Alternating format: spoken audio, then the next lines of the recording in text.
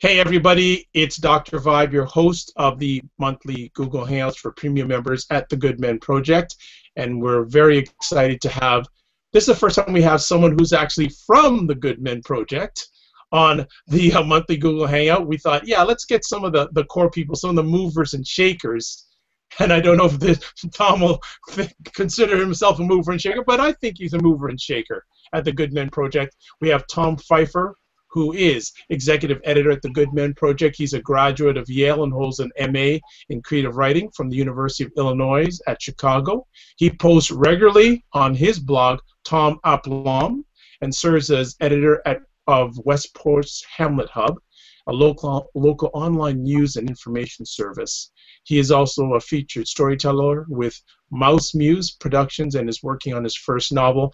And he didn't say how much he posts on the Good Men Project, but my goodness, he does post a lot, and it's all very good quality stuff. And tonight he's going to be sharing with us one of his many great articles on the GMP, the 7 Deadly Signs of a Dysfunctional Relationship. So we'd like to welcome to the monthly Google Hangout for GMP premium members, Tom Fiffer. How are you, sir? I'm great. Thank you very much. Excellent. A warm introduction. Well, you know what? It's deserved. It's deserved. It's deserved, and I'm really looking forward to hearing, getting your thoughts about relationships. But if you can share a little bit more about yourself and how did you get involved with the Good Men Project?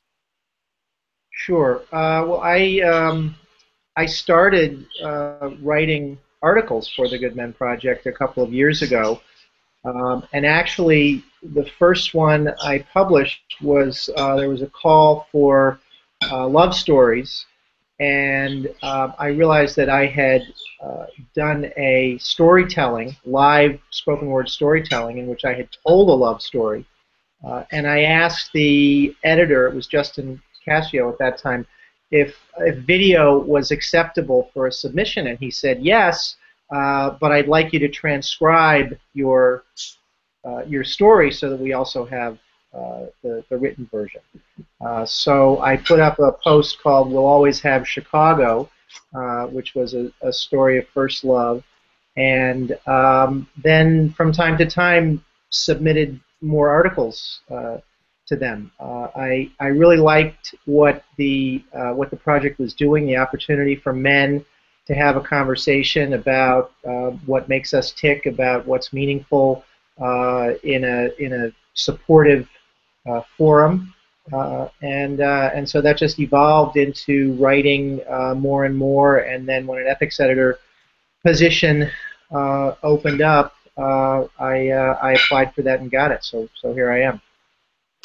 Excellent. So how long have you been part of the Good Men Project team? I've been on the editorial team since January. I started as ethics editor in January and became executive editor about a month ago. But I've been writing articles for at least 2 years, 2.5 years. Excellent. Great. Well, let's get right into the article, but a precursor before we get into the article, and we were discussing this before we went live. We hear, at least I hear, and I'm sure you hear too, a lot of women say that, quote, men aren't good at relationships, unquote. How do you respond to that type of statement?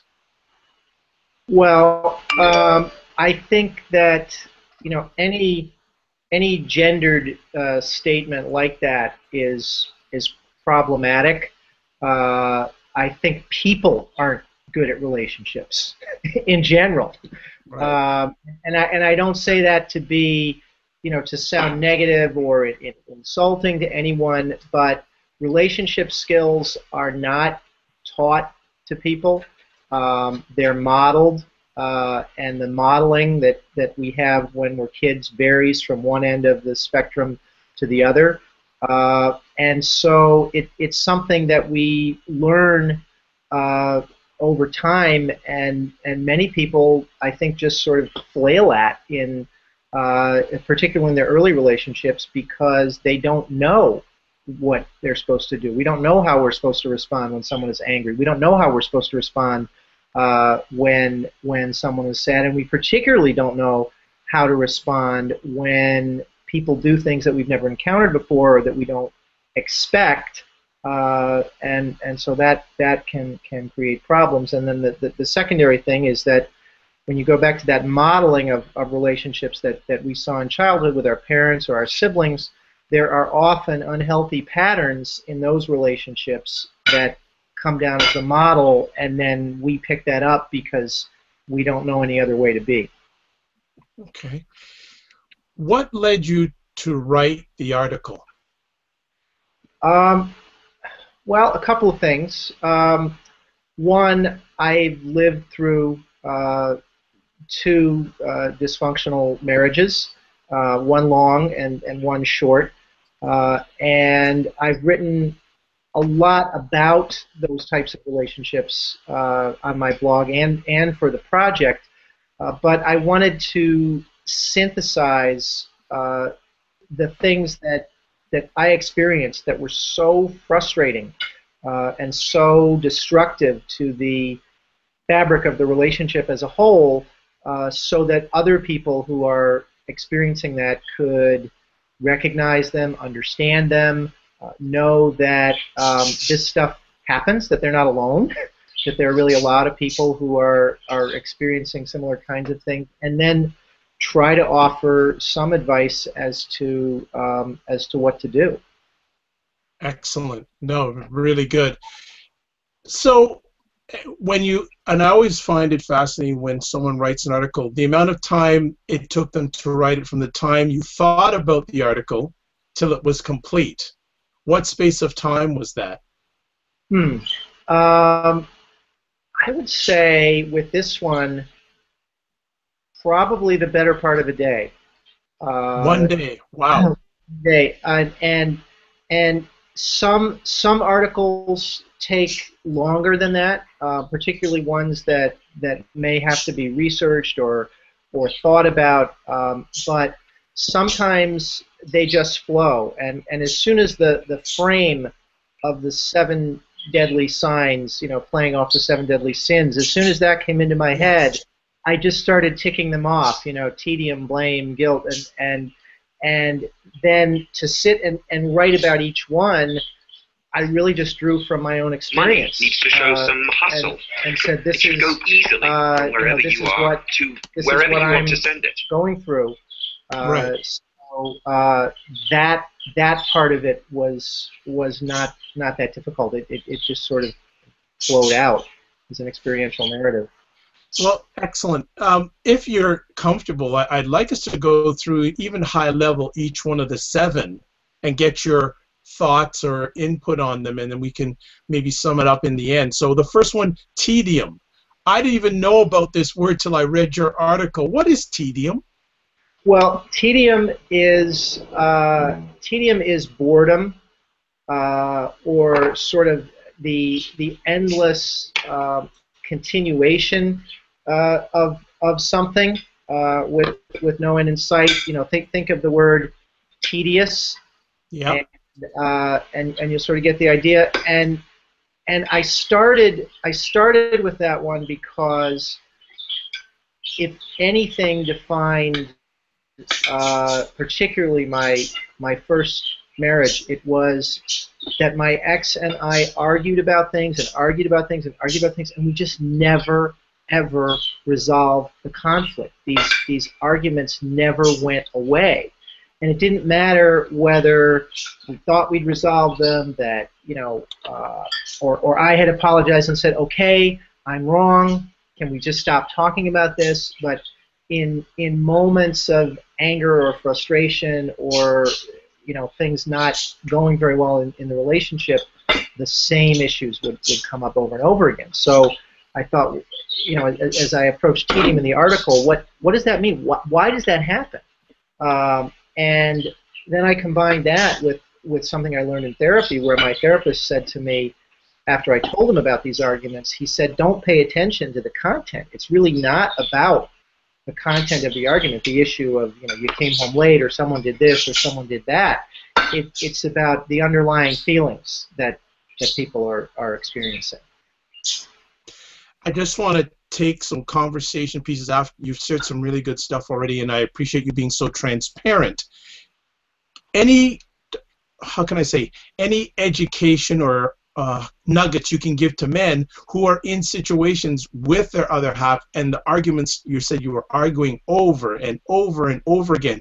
What did you learn from that in order to avoid it going forward? Well, ultimately, the first thing I learned was from the therapy that I undertook, which was that these issues that were dogging the relationship were never going to get resolved because the two of us couldn't communicate about them.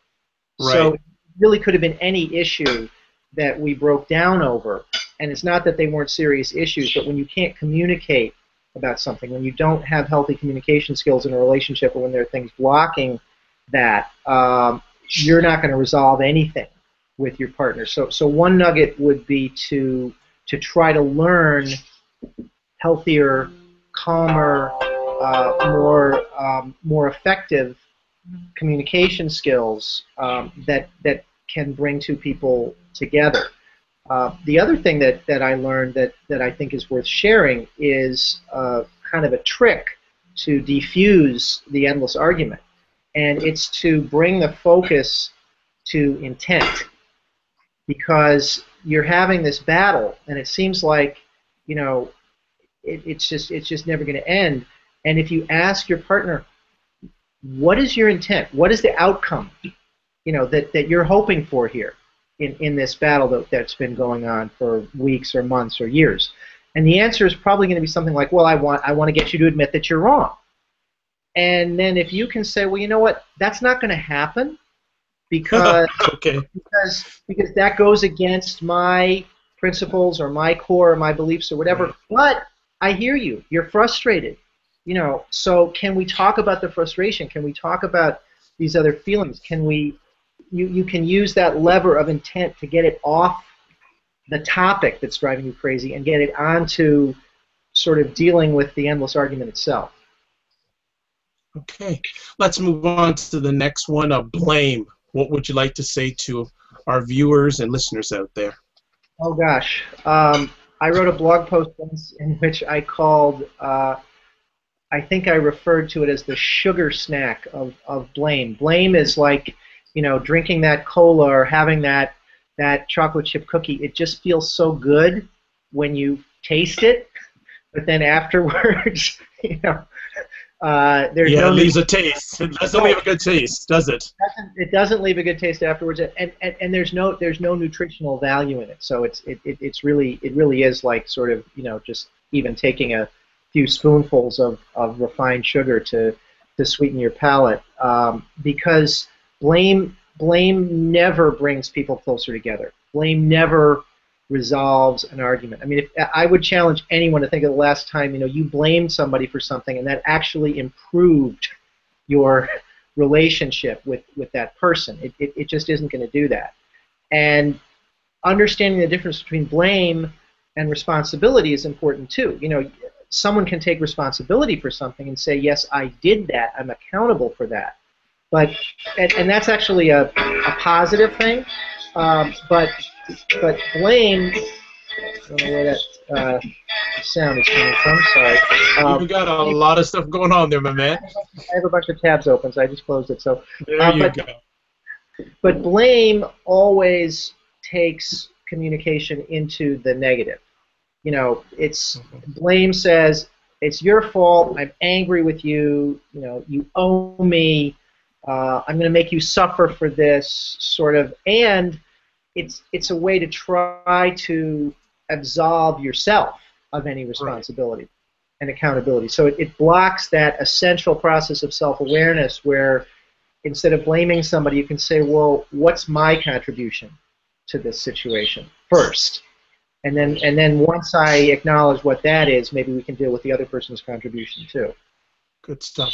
And it just seems the way you've written this article, it's a nice natural progression of the 7 points here, because the next one, blame, then guilt. Right. So guilt is a tool in the dysfunctional relationship toolbox. Because the partners can't communicate with one another effectively because they can't actually negotiate their needs in a healthy way. They use these tools like blame, like guilt, and even the endless argument, although there's not, I don't know if people are always aware that they're using that as a tool, but they use these tools to try to get their needs met. So guilt is this, you know, this huge hammer that you hold over somebody's head, you know, and you know, if you do that, you know, it's going to hurt me, it's going to make me feel bad, and I want you to feel really guilty about that, or I want you to feel guilty about these things that have already happened, and that sort of dovetails back to the endless argument where you're re-invoking, you know, feelings of guilt about something that happened not just 2 weeks ago, but 5 months ago or 10 years ago, and when you get the other person to feel guilty about that, when they start basing their action on that guilt, that causes them to do things that they, you know, wouldn't otherwise do, or that maybe don't square with what they really want to do. Because guilt's a very unpleasant feeling. You want it to go away. Okay. Well, it makes sense. The next thing up then with guilt, then comes tension. Tension. Again, you know, a lot of the reason for tension is because healthy communication releases tension. So if you can actually communicate with somebody about something that's bothering you and come to some sort of agreement about it, you relieve that tension and that stress of the two partners not being aligned. You know, if you're driving a car down the road and your wheels are not in alignment, it's really hard to steer, and so you know you have the tension almost as you're trying to keep the car going going straight. But also, you know, two people not being aligned and then not knowing what to expect, which we'll talk about. I think that's the next one. It creates a tremendous amount of tension and frustration in the relationship because you're never really able to express how you feel. If you do express how you feel, you get slammed for it. If you don't express how you feel, it all you know, boils up inside of you. So you have that kind of frustration. And your partner doesn't. I don't know if that's me or you. Your partner doesn't hear you. You know, so then you feel like, well, what's even the point? But you know, there's no release through communication, and also, you know, when communication and the intimacy that it brings breaks down, there's probably not a lot of release through sex either at that point. So it becomes a very tense and charged situation. Okay, and well, let's take a little sidebar for just a second. What's nuggets do you have about for men that are in relationships, they're experiencing tension? How is the best way to deal with it? Because an associate of mine many years ago said for many men, the easiest emotion is anger and tension. Right. Well, anger is really a natural reaction to that kind of tension. And it's perfectly normal and okay to feel angry about something. It's what we do with that anger that distinguishes, you know, abuse from normal or, you know, healthy dealing with it. So the feelings of anger are okay, and it's okay to express that anger, to say to your partner, I feel angry, I feel hurt, you know, I feel these various things when this happens. Not so much when you do this to me, you know, because that gets back into blame, but, you know, when I hear or when, you know, when we get into these situations, I start to feel hurt, I start to feel angry, I'm feeling angry right now. So it can help a little bit just to get that feeling out. You know, if somebody really has the need to release it, I would say, you know, go exercise, go do something somewhere else where you can channel that anger and that frustration into a physical activity that releases it, and also, get help, because the stress that this kind of tension and this kind of anger, when you hold it in, it's really bad for your health. It's bad for your physical health. Well, definitely, before we leave our conversation, I definitely want you to address about men getting help that are going through dysfunctional relationships. Certainly we'll address that before we finish our conversation. Let's get back on the road of the 7, and next up we have uncertainty.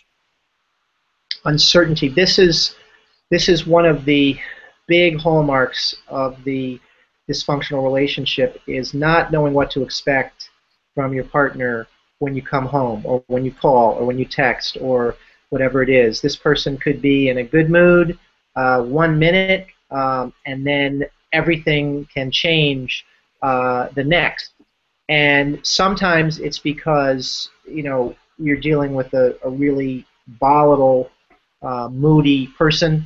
There may or may not be personality disorders involved, but often it's also because things that you do trigger or that other people do that you didn't even know about, trigger certain responses and certain mood changes in a person. And this gives us the opportunity to talk for a minute about the difference between causing something and triggering something, which is crucial to understanding this process. When you cause something, there's often intent, but not always, and you're the direct causal force. You push somebody and they fall down. You cause that person to fall down.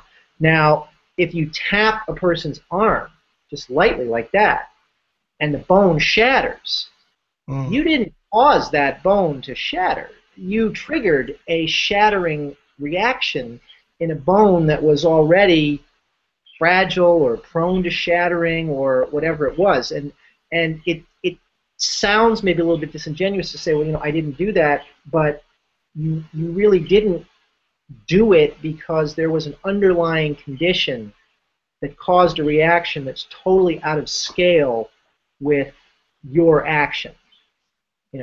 A healthy bone would not have broken or shattered if you just tapped that wrist like that. So that's what happens when you trigger something in a person. They have their own baggage or their own things going on or their own issues, and something that you say or do that might affect another person differently triggers a response, and that has a lot to do with the uncertainty. Excellent. You're really giving some good thought process, and I'm appreciating it. And I know the viewers who are either watching this live or will be watching it through the GMP site or through the YouTube channel will really enjoy and get educated about what you're sharing. Your next of the 7, the sixth out of the 7 is frustration. Well, we all experience frustration all the time in things that we do. Stuff doesn't go right. There's traffic. You have trouble at work. Whatever it is. Frustration is. We just have to accept that that's a normal part of life. But in the dysfunctional relationship, the level of frustration is so much higher because you feel like you can't make any progress. You feel like you cannot affect the situation, no matter how hard you try. And no matter which way you go, you don't make it better. You can flatten yourself and apologize for everything and say, I'm wrong, I'm terrible, I'm a piece of crap, and that may be okay for a little while, but then something else, some other argument, some other fight will surface, and you can go the other way. You can try to take complete charge of it, or go all out, which isn't really healthy either, to try to win some of those arguments, but that's also destructive because you can't really win in those situations. So there's a very high level of frustration. You're not being heard. Your emotional needs are not being met. You feel like your partner is not meeting you halfway, like your partner's out to get you in a sense, and you fall into these traps. So the frustration level is really just off the charts. It's interesting. You look at the article that you wrote, and you have a very interesting quote here saying, making decisions together is so hard because rationality gets thrown out the window. Your partner's agenda flows from ego, insecurity, past hurts, and unhealthy needs. I think that's a very good capitalization of what you're saying for a man who's frustrated in a dysfunctional relationship. Next up, hopelessness. Hopelessness. Well, hopelessness is really the result of the first six. And so, you have these endless arguments going on. You're being blamed for stuff. You're being made to feel guilty, and you're frustrated and you're tense, and all of that. And as I was saying, because you begin to feel that you cannot affect the situation or change it, you start to feel hopelessness and a sense of despair. And that can actually lead to depression. Despair is one of the key characteristics of depression. And when you feel like you can't change something, when the walls are closing in on you, and particularly if you feel you're stuck in a relationship like this, if you have kids and you don't want to think about divorce, or you have a partner who has threatened to do certain things if you try to leave, that can be really, really very difficult to deal with, and create a feeling of, I give up, and then you sort of flatten yourself even more, and that's not healthy. Excellent. Well, we got through the 7, and now let's have some more fun in regards to opening up the conversation a little bit. Some of the things that you've mentioned during the last few minutes. Where can men get best education when it comes to relationships? Because it's not taught in school. You're blessed if your parents or you're in your family you're taught. Where can men? And it's interesting because I'm thinking of men. There's older men and younger men.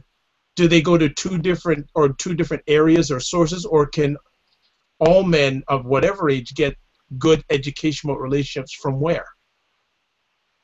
Well, there are books. In the self-help section of the bookstore, most of them focus on unhealthy relationships. There aren't as many on the positive side of it, how to communicate positively. The positive self-help books about relationships are often about how to snag somebody, how to get somebody, how to keep somebody happy, that sort of stuff. But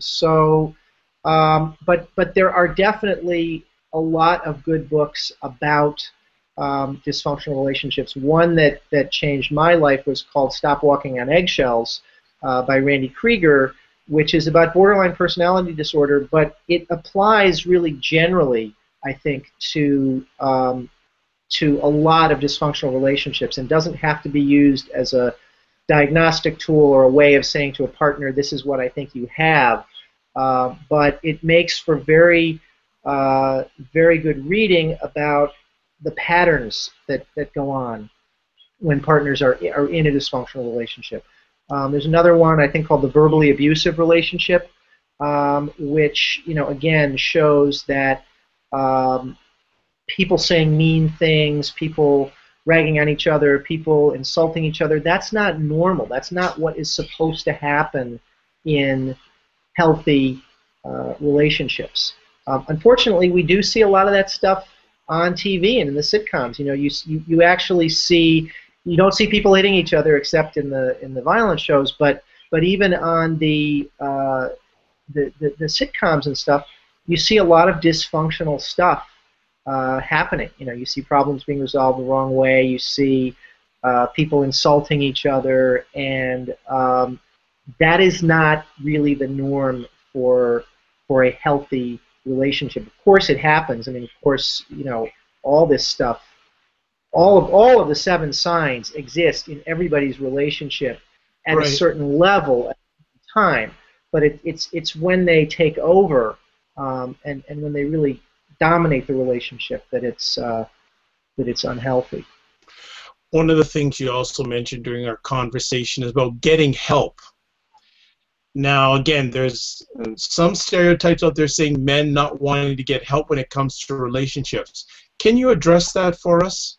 Absolutely. I think one very powerful stereotype that has an incredibly negative effect on relationships is this idea that a man should be able to control his woman, or his partner for that matter.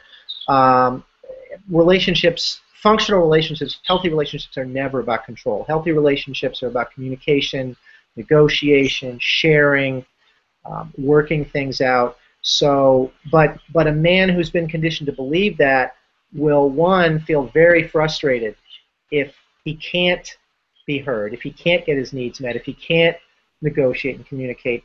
And if that's his model, he may come down in an angry way, which is very, very bad. So the key is to believe that this stuff happens both to men and to women. Once a relationship becomes dysfunctional, it's not even so much about which partner is causing it, because, well, I give the partners two different names. I say there tends to be a controlling partner and a contributing partner. So one person is usually kind of egging the process on, but the other one is contributing to it because he or she has learned these unhealthy coping skills that then perpetuate the process. So for a man to understand, look, it's not all me, it's not all my partner. There's something nasty going on here that's really hurting us, and I need help. We need help. Generally, I think with the more hardcore dysfunctional relationships, both individual therapy and couples therapy would probably be a recommended course of action, because the couples therapy isn't going to work unless the individuals work out their own issues that they're bringing to cause the dysfunction. Excellent. Is this, I know that this article was written for the Good Men Project, but can it also be applicable for women too? Absolutely, and it was written in a non-gendered way, so that a woman could read it and say, and in fact many women commented on the article both on the site and on Facebook, this is my life, this is what happened to me. So I think both men and women could read it and say, that's me, that's my partner, or really this is the dynamic that's going on in my relationship, and it doesn't make me happy, and I want to do something about it. But I try in all my articles about relationships not to gender stereotype, not to say this is something that men do more than women, or women do more than men. Right. Going back to the article itself, are there 2 or 3 of the 7 that you hear about from men that they're encountering more than the others? I think tedium is one that really resonated with people. And I think it's true in any relationship. Partners are going to have things that they never agree on. Right. But a healthy way to deal with that is you can agree to disagree, and you can even laugh about it, or approach it with a sort of a sense of humor. Remember that time that thing happened, I still haven't forgiven you for that. And you can, it's all about the tone, because someone can say to you, I've never forgiven you for that, and you can feel okay with it, and someone can say to you, I've never forgiven you for that, and you start to feel, so tedium is one. And then I think the one at the other end of the spectrum, really hopelessness, because a lot of men feel like everything has to be their fault, and so I may be verging a little bit into a gender stereotype here, but I think it's true that men are, let's say, often blamed for what's going wrong in a relationship, or for being insensitive, or for being uncommunicative, or for being, all of the things that you could list, and again, lacking the communication skills and the relationship skills. the man then goes on the defensive. He says, but I do try to do this, but I do try to do that. And that's not really the point. The point is that your partner has a perception, and she isn't, or he isn't getting communicated with in the way that they want. So then they blame you for being uncommunicative. Right. And it becomes all about how you approach it. If you and I were not communicating, and I said, you don't ever communicate with me, that would set you off. That would get your hackles up. But if I said, look, Dr. Vibe, we got a communication problem in our relationship. We're not talking about things effectively, and we sort of join each other in that. But I think it's hard. I think it's hard for men to do that. Then I know that we are both hopeful souls. What can men do to break this barrier? What do you suggest they do to break this barrier? Because both of you and I are hopeful. We wouldn't be sitting here conversing if we didn't have positive hope in regards to men breaking that communication barrier. Well, one huge thing, and this is hard and it takes work, but is to realize that there is strength in vulnerability. Men are so conditioned never to be vulnerable, never to show weakness, never to cry, never to show emotion, because that's weak. You'll get called names if you do that. But it's only in being vulnerable that we can be open and that we can share our feelings. But unfortunately, there's a tremendous amount of shame and stigma attached to vulnerability. Brene Brown has done wonderful work on that. The shame. Oh yeah, fantastic videos. Yeah, that's fantastic stuff. I would recommend her first TED Talk to anyone, Yes. particularly any man going through this kind of stuff, because it's really eye-opening about vulnerability and shame. And the conclusion that she comes to ultimately is the happiest people, the most well-adjusted people, are the ones who allow themselves to be vulnerable. A man who says to a friend, "I'm feeling sad, I'm feeling worried, my kid is in the hospital, or whatever it is, and I'm nervous about this," as opposed to clamming it all up inside. So I think that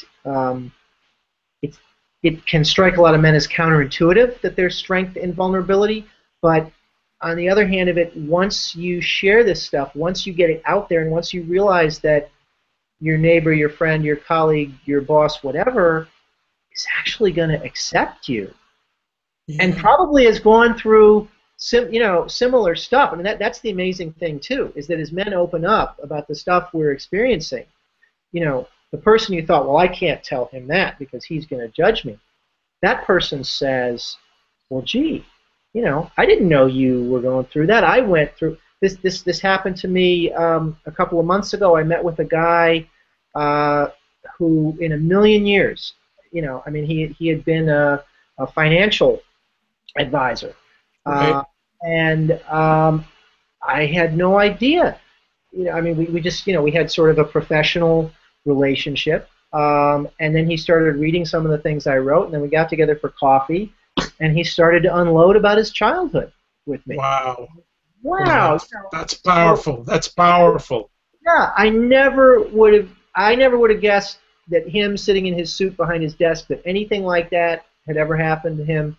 And he never would have guessed before he started reading my stuff that I had had any of these experiences either. The power of sharing your story and relatability, eh? Yes. Very much so. Well, Tom, I think we're going to end it here because we could go on for a while, but I know that you've got things to do. We'd like to say a big thank you for taking time out of your positive, productive schedule to share with us. Do you have any final words for our audience? Well, thank you for having me. This has been fun to talk about it and to share with people. I guess parting words would be, whether you're a man or a woman, if you see these things happening in your relationship, They have a name. The name is Dysfunction. You don't have to work to apply other labels to it yet. You know, all the personality disorder stuff, don't worry about that. Just, you know, read the article, read some of the books, seek help from a therapist or a counselor or a good friend, and know that you don't have to suffer. Excellent. How can people get in touch with you? With me, they can find me on the masthead of the Good Men Project. I am at Tom Aplomb, T-O-M-A-P-L-O-M-B on Twitter. I have a Tom Aplomb page on Facebook, and my email addresses are on the Good Men Project page. Excellent. Well, thank you so much, Tom, for sharing with us tonight and the Good Men Project family. It's Dr. Vibe here, your host of monthly Google Hangouts at the Good Men Project, one of the most viewed sites in the world for men, about men. As always, catch us next month for another outstanding guest, and we're hoping it's going to be another member of the Good Men Project team. Thanks for watching, and take care. Bye-bye.